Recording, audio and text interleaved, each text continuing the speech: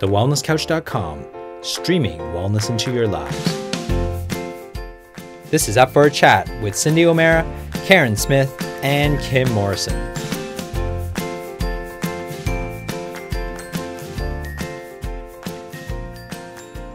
Here we are, up for a chat about the hottest topics that are important to you, inspiring you to awaken the change within. I'm Cyndi O'Meara, and I'm here by myself this week because Kim's in New Zealand. She has taken a week to go to New Zealand, and Carren is doing some really important things, and that is getting everybody ready to go to New Zealand. So we have our New Zealand trip coming up. And we're very excited about it. So we're hiking through the Queen Charlotte Pass, and there'll be some other hikes that we're doing and some pampering and of course doing it the way the princess likes it done, and that is first class. So that's what we'll be probably talking about, maybe not next week on our Up for a Chat, but probably the week after, and let you know how things are going and maybe talk to some of the people that are going with it. But what I thought I would do today, seeing as I was running solo, and I don't have anybody to interview. I had somebody to interview, but they were unable to do it. So what I thought that I would do is talk to you about my mornings and my days and what I do. So Kim always talks about morning rituals, and my morning ritual lately is to ride my bike down to the beach, have a swim. So I swim about 1.2 kilometres with the Mooloolaba beach bums. Then I walk back and have a little chat with everybody, have a coffee with my daughter and my husband, and we usually do the crossword, or we might do a gratitude journal on occasion, but the crossword seems to be taking over the gratitude journal at the moment in coffee, and then basically come home and get ready for work. But today is Sunday, and I did go down to the beach. We've had a lot of rain here in Mooloolaba, and the waterways are filthy. And I have been warned not to swim in Mooloolaba Beach after a heavy rain due to herbicides and pesticides and heavy metals coming through the river system from what people have put onto their land. And so I was actually warned by people who worked at the University of the Sunshine Coast, who said that they measure the water quality after, in Mooloolaba Beach Bay all the time. And they just said, beware. So I decided today that I would just have a coffee, and then I went up to the farm and I met up with some friends that I've walked with. We've walked for probably 25, 30 years with each other, but we've all gone our separate ways now. Mainly we don't live in the same town, so we got together up at the farm, and I said to them, don't bring anything. So I went out into my garden and I picked everything green, as well as tomatoes and herbs and mixed lettuces and warrigal greens. And I'm going to talk to you about warrigal greens because warrigal greens are an important free food that you can find around Australia if you live in Australia, because it's a native to Australia. But I picked all of my greens and my tomatoes. I think I said that. I went down to the chooks and got a dozen eggs from them.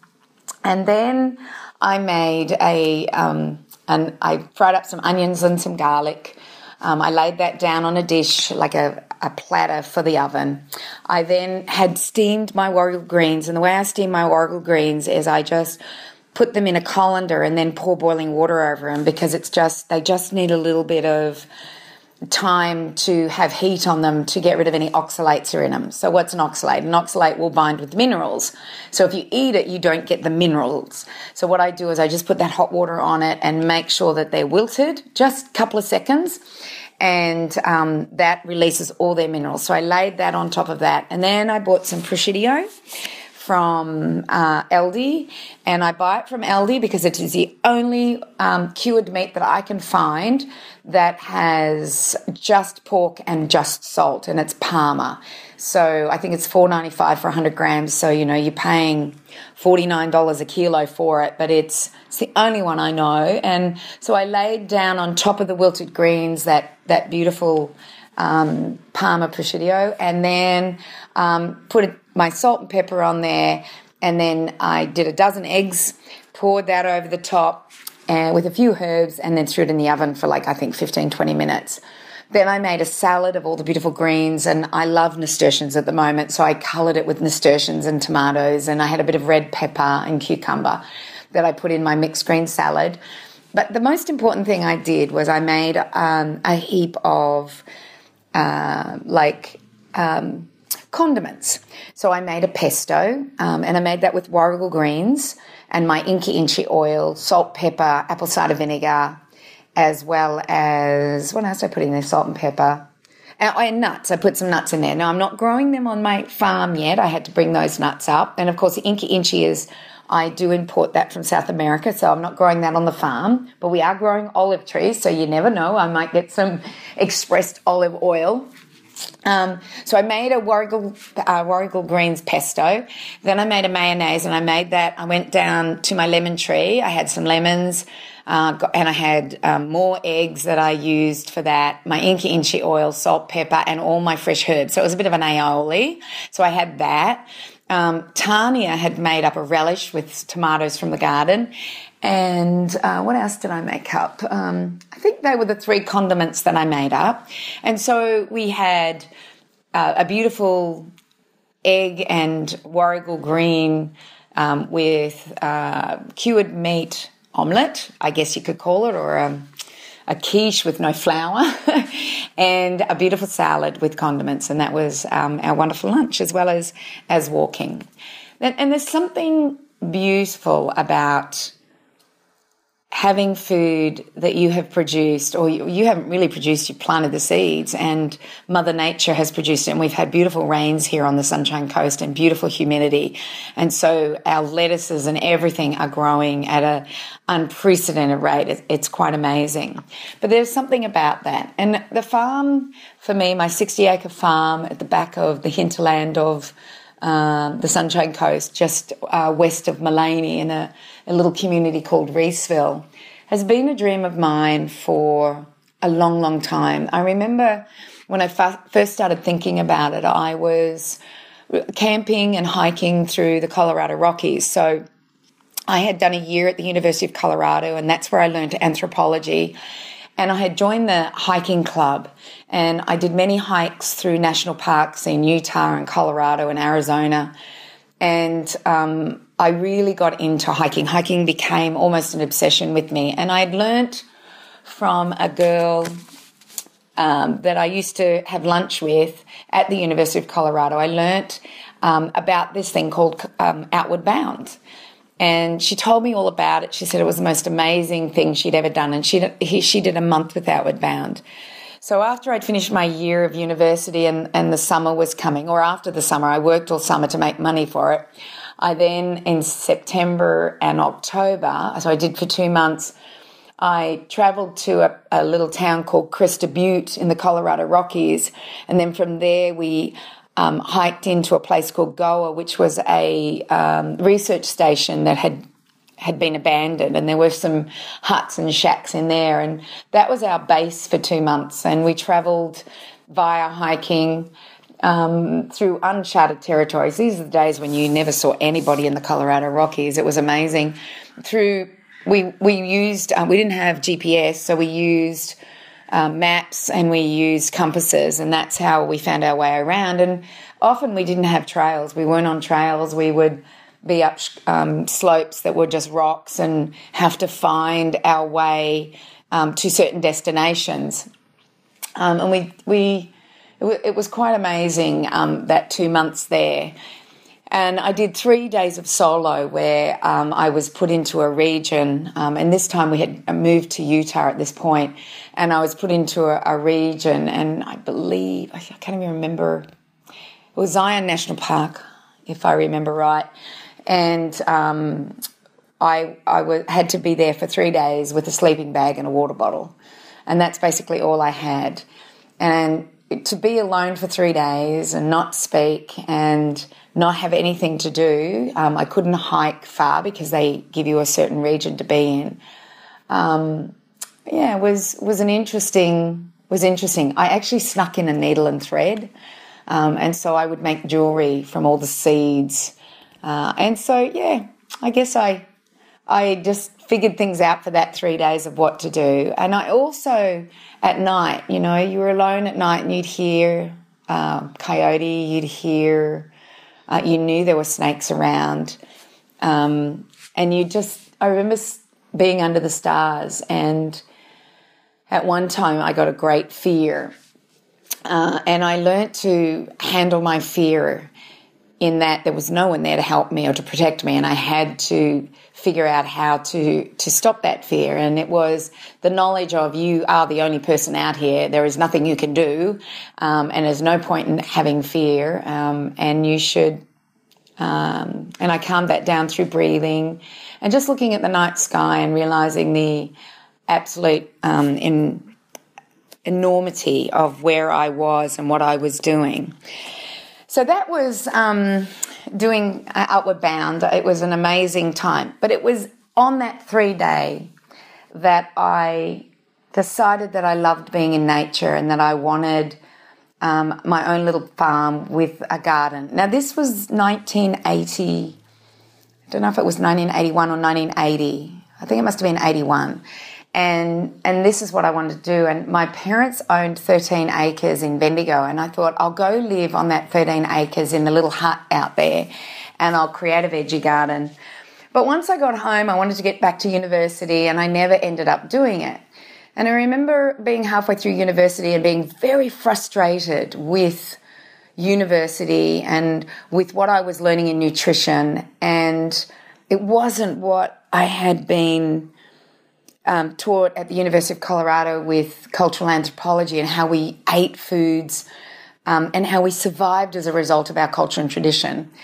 And I was really frustrated. I remember this day really well, and I was really frustrated, and I got on my bike, and in those days I was at Warren Ponds in Geelong, and you could ride your bike to the beach. You could ride to Torquay. There weren't many cars on the road.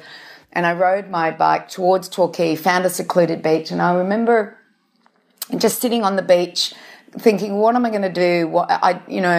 This nutrition is not what I expected. I can't be a dietitian. I don't agree with what they're saying. But I had this thought come to me, and the thought was, why don't you create a health farm? Why don't you do a health farm teaching the principles of what you've learned?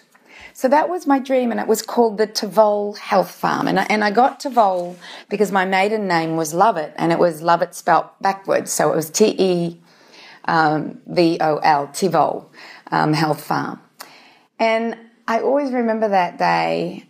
And then, life happened. I finished my nutrition degree, met my husband, had children, had babies, started a business. And it wasn't until that business really took off that I was able to buy my farm, which I bought April 6th, 2015, 2 p.m. I'll never forget when that happened, and I knew that 60 acres was mine. And so I've had it nearly 2.5 years now, and we've done a lot of infrastructure. First thing I did was create a beautiful cottage, and it's a rustic cottage. It's not what you would say, first class. It's a rustic cottage, so I polished the concrete floors. It was an old dairy, and I clayed the brick, which was Besser brick, and I put a kitchen in, and and it's all very basic. And I enjoyed just going up to that 60 acres and walking around it. And then I went away for a month in the middle of summer in the humidity and the heat, and I went away for a month, and I came back, and I couldn't find the paths that I had hiked on.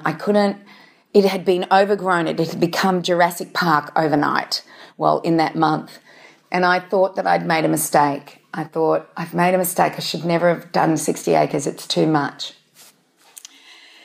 And so what I started to do was ask other people for help. And I remember asking a goat farmer for help, saying, well, maybe goats could eat all these weeds down.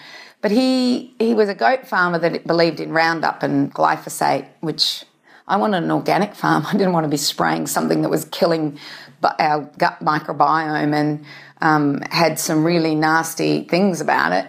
So, that went beside the wayside. And so I asked several people to come and help me. And then I asked Costa.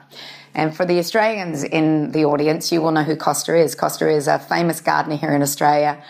And I asked him to come and come up to the farm and maybe be a partner with me and create something up here. But Costa's very busy travelling and doing television and everything like that. And he said, just down the road from you is a lady by the name of Marag Gamble. I bet if you ask Marag what to do, she'll be able to tell you. And Marag came to my farm with a different insight than anybody else. And as she walked around it, and I would say to her, what am I going to do with this weed? And what am I going to do with that weed? And she said, they're not weeds, they're primaries. They're there to stabilise your slip country, because I'm in slip country. They stabilise the land. If you plant something else that's a primary, then they won't grow there. And so I really learnt some valuable information from her. And I remember at the end of our couple of hours together and us walking through my beautiful 60 acres, she gave me real hope. She said, Cyndi, there's a couple of things that you can do. Number one, you can hire yourself a farmer, or go into a partnership with a farmer who knows how to work this land, and you can put your infrastructure in and help you with this because you don't have the time. Or, she says, there's a lot of young men and women that want to get back on the land and they can't afford the land and they want to start growing their own food but they can't afford it. And so you could lease out acres, lease out an acre to these people who would like to, work on the land, grow their own food, but they don't have that opportunity because they don't have their room in their own place, or they don't have the money. And I remember going back to my husband and saying, well, what do you think we should do? And he said, well, why don't we try and get a farmer? So we have a HR company. So we went to the HR company and we asked them to put out an ad for a farmer. So I remember Sally from our HR company, which is HRM. I remember her coming to us and said, tell me what you want, Cyndi. What do you want from this farmer? And so I told her, and she put the ad in. She wrote it according to what I wanted, and she put the ad in, and we had 17 farmers apply for the job. And we got it down to 5 farmers, and from those 5 farmers, we got it down to 2. And then I asked, because my son was going to work with this farmer, I asked my son to choose from those 2. And from those 2, he chose Scott Robinson, who had a consulting business about how to plan a farm and what you can do on a farm. So it worked really well, and Scott's been with me now for 18 months. And the difference on that farm from the day he started to where it is now, the infrastructure that he's put in, water is a very, very precious commodity. And so we made sure we had enough water. We built another dam. We put tanks in, so every bit of water is collected so that if we have a dry spell, we have water for not only the cottage but also the cattle that we hold there, the chickens and the plants that we've planted. And since Scott's been with us, we've planted 600 food-bearing trees. We've planted the most amazing garden, which I talked to you about and what was in at the beginning of this podcast.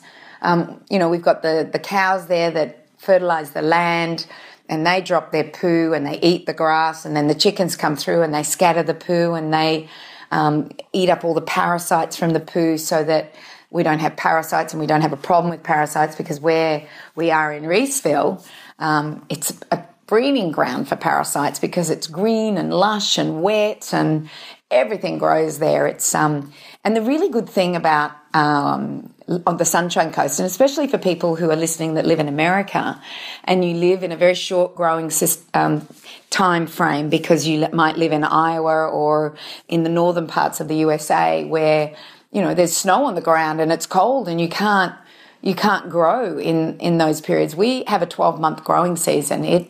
Even in the winter, we have foods that grow, but in the summer, it's like I said, it turns into Jurassic Park.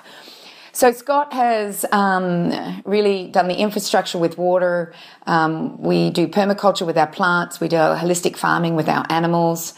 We did have pigs and ducks, but the ducks were eating their eggs and the pigs weren't really doing their job, and we just decided they were more effort than what they were doing, and we would do it at a later date. So we only have cows and chickens now. So this year we decided, okay, what can we do other than have this as a family place? What can we do with the farm? And we decided that education is something that Changing Habits does.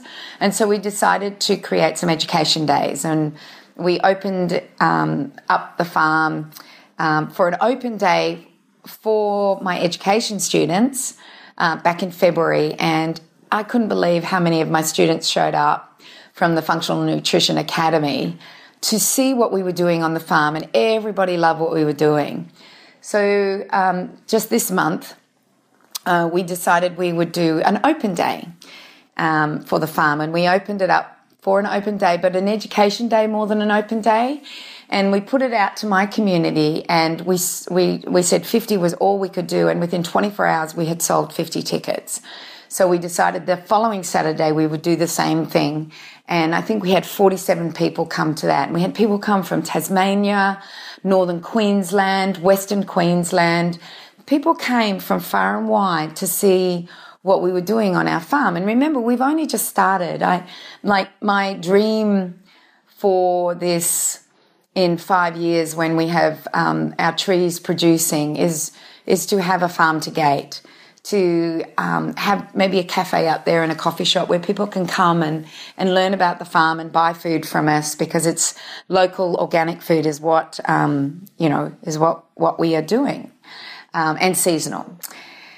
And that's my dream for it. And I always wanted to do a health farm. Going back to my 21, 22, I was probably when I came up with the health farm, Tuval Health Farm, or retreat, as they're now called. They were called health farms in those days, but now I would call it a retreat. And I know I bought that land for it, but my husband, Howard, who runs and is the CEO of Changing Habits, so while I'm creative and doing all the creative stuff in Changing Habits, my husband is the CEO. And I remember him saying, I'm just not sure I can do a health retreat. First of all, we've got to build it, then we've got to maintain it, and we've got to fill it, and we've got to, staff it, and we have to have an amazing team up there. And he said, I'm just not sure with what's happening with Changing Habits and the Functional Nutrition Academy and what's with WED and everything that we're doing. I'm just not sure that that's something that I can also take on. And I took that on, and I said, yep, you're right. That is fair enough. So even though that is a dream, and it may happen, but it's just not happening right now. But let me tell you how I do this thing called manifesting, and I do this at my health retreats when I do a health retreat in Noosa, and I do that every March. I actually just don't teach about nutrition. I teach about what is it that you want, because I can tell you a million things about nutrition, and I can tell you all the wonderful things that is possible, but unless you have a dream or a goal and you know how to get there, then sometimes you get a little bit lost. It's like a plane that gets in the air and doesn't really know where it's going. It can wander anywhere. Whereas if it has a destination, it will head for that destination. Although it might have to do some deviations on the way, it will eventually get to that destination. And I think sometimes it's important to have a destination so that the journey is something that you can enjoy. And so one of the things that I learnt very early on was something called manifesting. And I didn't know it was called manifesting. I just knew that I had goals and dreams. It wasn't until I met Dr. Michelle Nielsen, and she wrote the book Manifesting Matisse. And we have had Michelle on this podcast, and she went through how, manifesting and how she did it and her story. But it wasn't until I met her and listened to her speak and read her book and acted on her book and did that manifesting that I believe the farm became a reality. And I was talking to my friend Ricky, who I've had breakfast with this morning, and she said, you need to tell them what you did with manifesting, because you always talked about your dream about the farm, and we always went looking in Mullaney and Montville, and it was just something that you knew you had to do. You just didn't know how you were going to do it, but you knew if you put the right steps into place that you were able to do it. So the first thing, and I have written a vision for my farm, and I wish I'd brought it up. It's really hard to speak. You know how what we do in up for a chat, while one's speaking, the other one will be looking up something. So it's really hard to speak and look up what I want to look up, and that is the vision for my farm. But maybe I'll write that in the notes so that you know what the vision for the farm was. So the first thing that I always do in manifesting something, and especially my farm, was that I had a vision. And what was my vision was it is July 31st, 2015, and I have bought my farm. And I think I said 50 acres. I'm pretty sure the manifesting that I did was 50 acres. And I did this in detail, but it was, it is July 31st, 2015, and I have bought my 50 acres. And I wrote exactly what I wanted with that 50 acres. And then I wrote just a little bit of a dialogue of what that looked like. So my vision is very small, and I remember to say it, and I can say it over and over and over again. It is July 31st, 2015. I have purchased my 50 acres in the hinterland of the Sunshine Coast. Let's say that was what it was. And I would say that over in my mind, and I would be thinking it, and then I would write what that day looked like if I had my farm. And I remember I had written it in a book. I don't have a vision board. I have a vision book. And I remember, and I think this is the most amazing thing, and I may have already said this on the podcast, but I remember seeing a gate on a farm in a magazine, and I cut that gate out, and I pasted that in my book. And I also pasted a worm farm and chooks. I pasted pictures of vegetable gardens and herb gardens and cottages and fences, and it was amazing what I put in the book. And I've also got my farm to gate in the book, which I haven't got yet, but I do have that in my vision book. And I did it all, and then did the rest of the steps that are in Manifesting Batiste, which include give it up to the universe, continue to act on how you're going to get it, do a gratitude journal, review and rewrite what you want. So there were some other steps that were in it, but I remember this gate that I put up, and I bought my farm, and we did clearing because there was a lot of lantana. There was places I hadn't got to in the corners of my farm. But up the top of the farm, there was privet, which is a weed here in Australia.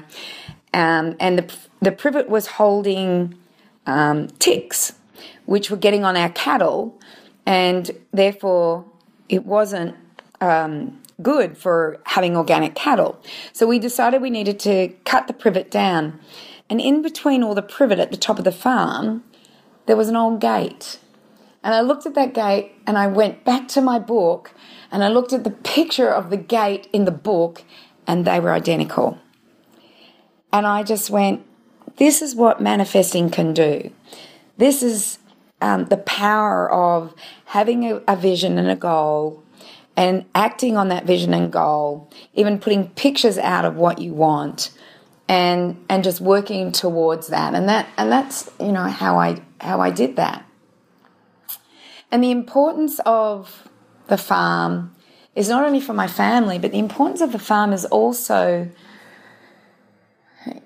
everything that I want to do, and that is to eat organic food and to have native foods on my land, or the foods that are seasonal and native to this area. And at the beginning of the year, I'm now going to go on to what's been happening on the farm lately. So we did the open days. But at the beginning of the year, Sheridan, one of the nutritionists in Changing Habits, comes to me and says, the venue that I wanted for my wedding, which was the Obi Hall, is booked up for the whole year, and I can't get married this year in the Obi Hall. I'm wondering if I can get married on your farm, Cyndi. And that to me, that was just the best thing she could have asked me, and I was so excited. to have that happen. And that did happen the 30th of September this year. We had the most beautiful wedding on our farm. And then people have seen on Instagram that wedding, and I even got a message from somebody in England a week after the wedding saying, can I please book your farm for my wedding? We've been looking in Mullaney. She lives in London, but she is a Sunshine Coast girl. We've been looking for a place in Mullaney to have our wedding.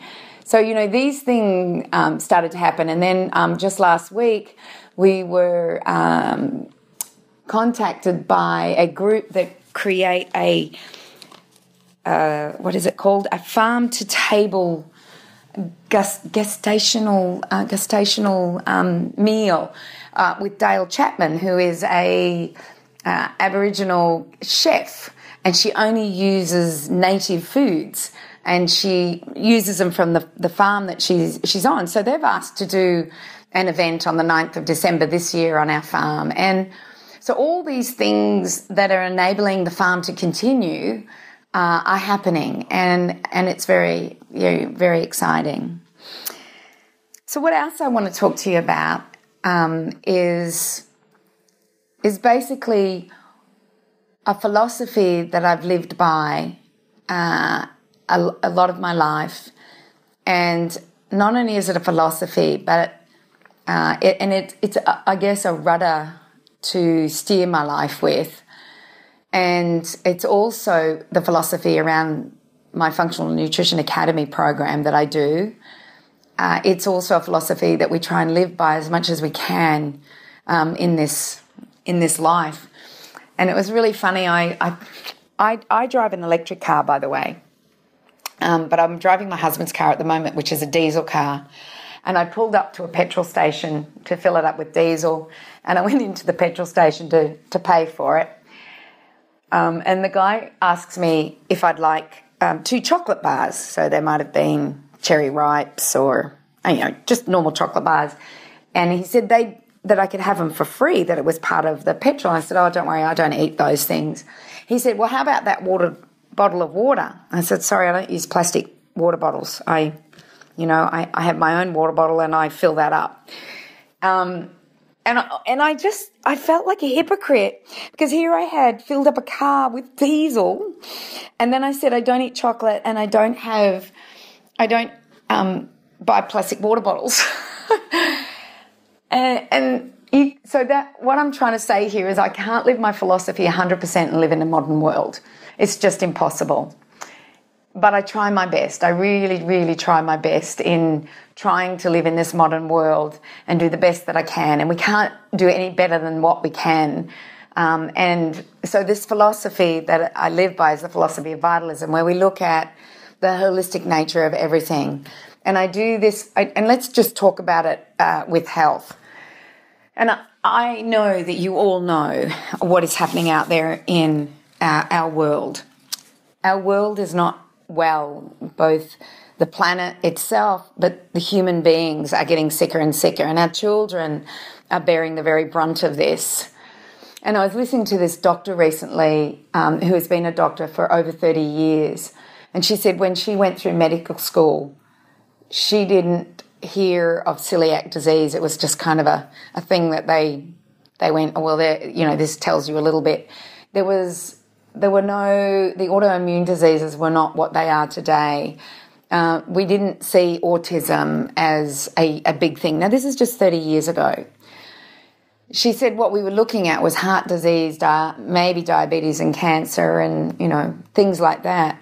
But she said she remembered a world where those things that we now see as they are epidemics were not even in their study. It might have been something they looked at for 5 or 10 minutes, which I remember too. I've been a nutritionist for 37 years ago. I started my degree and started to learn about food and nutrition. And the celiac disease was hardly spoken about. Autoimmune diseases were not talked about. We did do heart disease, I remember that. We didn't even discuss cancer. We did do diabetes. But if I go back to what I learned, it was very basic on what we were learning in nutrition. We didn't the fact that I did anthropology through the University of Colorado was, I guess, one of the most important groundings that I could have ever done, because it actually encompassed the philosophy of vitalism, where we looked at how did humans survive. So we have evolutionary bodies. The only way we can survive in an evolutionary body is to mimic our evolutionary lifestyle, because this modern lifestyle is what is causing the problem. And this modern lifestyle is we're inside, we don't see sunshine, we sit down, we're not standing up, we eat foods out of packages that may look like food, smell like food, taste like food, but isn't food. We put sunscreens on our skin. We wear clothing that might be nylon or rayon or synthetic fabrics that don't allow our skin to breathe. We use chemicals in our kitchens and our laundries. We drink water that has chlorine and fluoride in it. We think that pregnancy is a disease because you've got to have scans, and when the child's born it's got to have vitamin K, and because, I don't know, because we've lost the reality that we survived, and we survived well to this point without the diseases of our modern life. And those diseases include heart disease, cancer, diabetes, autoimmune diseases, autism, Asperger's, asthma, allergies, food allergies, gastrointestinal problems, celiac disease, Crohn's disease, and I could go on. There are so many. And as my aunt died of Budd-Chiari, there's diseases out there that only there are a couple of people with them. I have a friend, and their daughter has a genetic disease, and only 600 people in the world have been diagnosed with it. And that disease is where she produces melatonin, the night neurotransmitter, in the day, and she produces serotonin at night. So her everything is flipped around, and of course that poses its own problems. And so she has to take stimulants in the day and downers at night to sleep, and that you can't live a healthy life doing that, but it's a way of living, and if you can't do it any other way. So the philosophy of vitalism is where and culture and anthropology is where we take our evolutionary body and we fake the evolutionary lifestyle, making sure that you get out into the sunshine, making sure that your water is filtered and you're getting good filtered water, staying away from the grocery stores and the packaged foods and getting back to real foods. Get out and exercise or move, clean your house, even that's movement, walk somewhere, but get out and move and start moving in some way. It doesn't have to be planned exercise. It can be just movement where you're doing stuff and you may be doing it at a faster pace. So by faking all these things in a modern lifestyle for our evolutionary body, we're able to give the body the right resources. And if we don't interfere with the body and we give it the right resources, it wants to be healthy. It knows how to be healthy. It knows how to maintain a homeostasis so you can be healthy. But if you're not doing these things, then the only way the body can deal with it is by doing certain things in order to compensate. And sometimes those compensations can visualize or become a reality into dis-ease. And that's what disease is. It's dis-ease. The body is not in ease and in homeostasis, but it's out of whack. And it doesn't matter where you are in your health journey. If you start to put these things into play, then you are going to start to get better. And this doctor that I was talking to you about, who's been, a doctor for over 30 years, what she's realizing is the importance of sleep. And she's a neurologist, by the way. And I think, I'm not sure if I talked about it in our last, no, I didn't talk about it in our last podcast. I actually talked about it in our Functional Nutrition Academy I do a webinar with them, and I talked about it with them. But you know what? In my notes, I will put you on to this doctor because it's really worth listening to, because she says we have an epidemic of no sleep. She says she remembers when she was at university and going through medical school, they were talking about sleep and sleep apnea, and they were presented with a very fat man who was the typical person that would have sleep apnea. And what she was beginning to realise is that as a neurologist, she was finding her patients were not sleeping, and they were young girls or young men. They weren't the typical person that had sleep apnea. So they were young girls, young men, slim, and they were having sleep apnea, but they weren't having REM sleep as well, so which is rapid eye movement sleep, which is a really important time in our sleep where we do our healing. And what she found is that when she got people sleeping again, and when they started to start doing REM again, rapid eye movement sleep, then she found that almost the body had the ability to go back and remember the healings it needed to do. So like I said, I probably aren't explaining this very well, but I will put the notes of this doctor on there so that you can listen to this, because sleep is really important and we don't take the time to sleep. You know, I'd rather have sleep than go out at night. That's me. Because I love getting up early in the morning. My favourite time to socialise rather than at night is in the morning. And like I said at the beginning of this podcast, is I get up in the morning, I ride my bike down to the beach, I swim. That's my social time.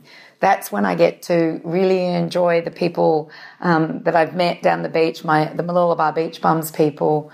That's when I do my socialisation. And then at home, we very much encapsulate as a family. So we have family nights where we all, make up beautiful foods and so we'll do a family night. Well, my husband and I will just be home by ourselves, or my daughter might make something for us. So getting back into our rituals and back to the way things were for our evolutionary body and eating real foods again.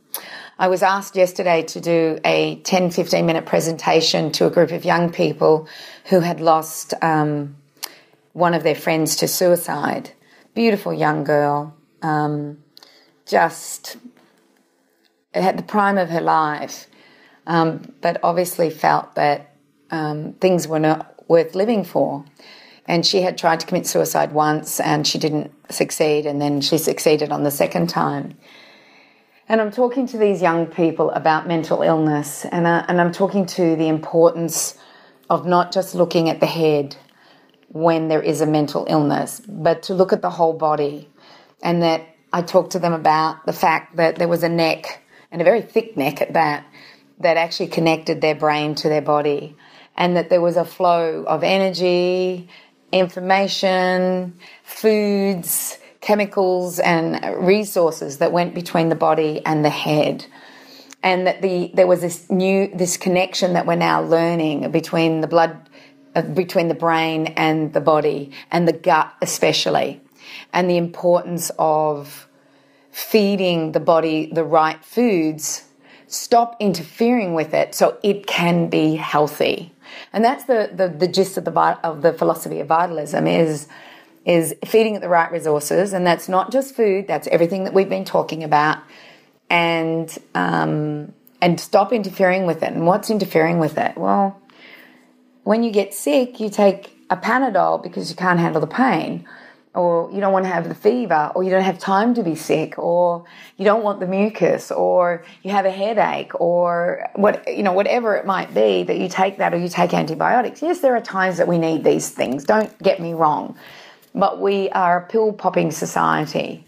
And as long as we are pill-popping at home, and I said this a couple of weeks ago, and we have a drug culture at home, then we're never going to get rid of that drug culture we have in the street. But as I said to these young people, if mental illness is an issue with them, then don't just look at the brain and taking medications. Look at the health of the body and start getting your body healthy, and start feeding it the right resources, and you will see some changes come about. You will see your body start to heal, and then your brain starts to heal, and you start thinking different things. We now know that the microbiota and the microbiome, which sits within our gastrointestinal tract, has a lot to do with not only physical health but mental health. And when we follow our evolutionary body and we eat and we do the things that our evolutionary body needs, then it will make sure that those bugs are doing everything that they're meant to be doing, which is making our vitamin B and our vitamin K, helping us digest our food, absorb our food, our immune system, communication with cells. Then, when that is all working, then our brain starts to work properly. We get all the right neurotransmitters. Remembering that your microbiota does make your aromatic amino acids, which are the precursors to your brain's neurotransmitters, serotonin, dopamine, noradrenaline. That's so important. We also have a vagus nerve that attaches to the gut and the brain. A lot of our immune system is in our gut. So, and we know that at night, this is another thing that happens at night, it's like a flush goes over our brain that cleans our brain out.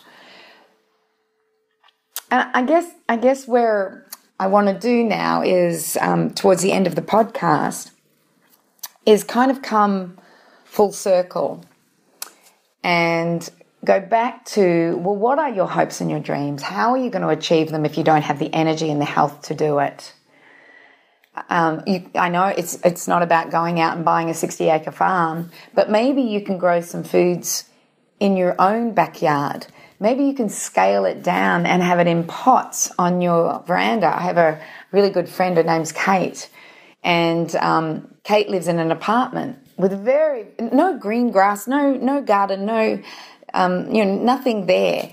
But she does have some open space where she has got pots, and in those pots she grows lettuces and tomatoes and all of her herbs. And every time I go there, she cuts herbs for me and gives them to me. She's got rosemary and coriander and parsley and what else has she got? She's got rocket growing in there, and she grows it in an apartment block or an apartment with concrete.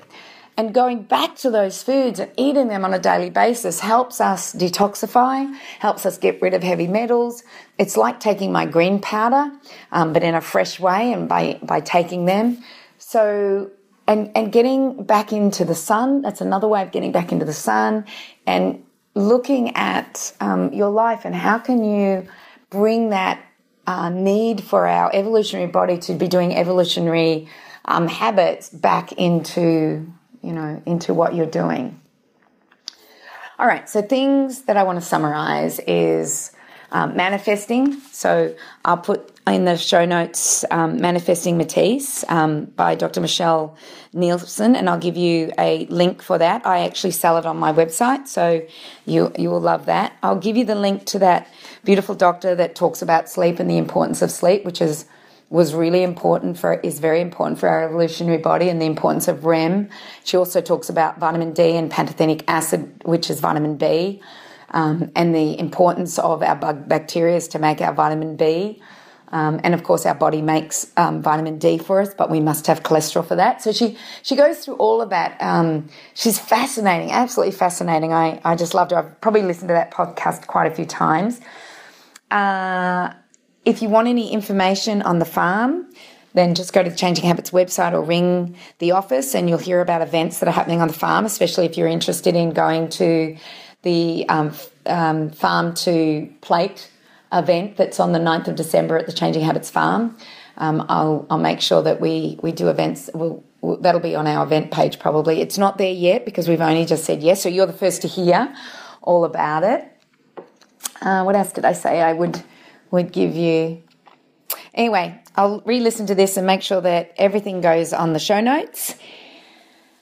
And like I said, we're off to New Zealand. We have Africa next year, where we're going to Namibia, Botswana, Zimbabwe and South Africa. So we do that on September the 1st right through to September the 15th.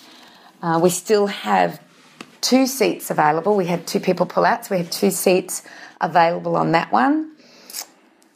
And other events that we're doing, I just can't remember, but just go to, oh geez, I wish I was Carren and I could remember what I have to say at the very end. But go to the Wellness Couch /up for a chat. Oh, I remembered that. She's so good at this. Also you can go to the Up for Chat podcast. Make sure you subscribe. Give us a 5-star rating if you like what we're doing.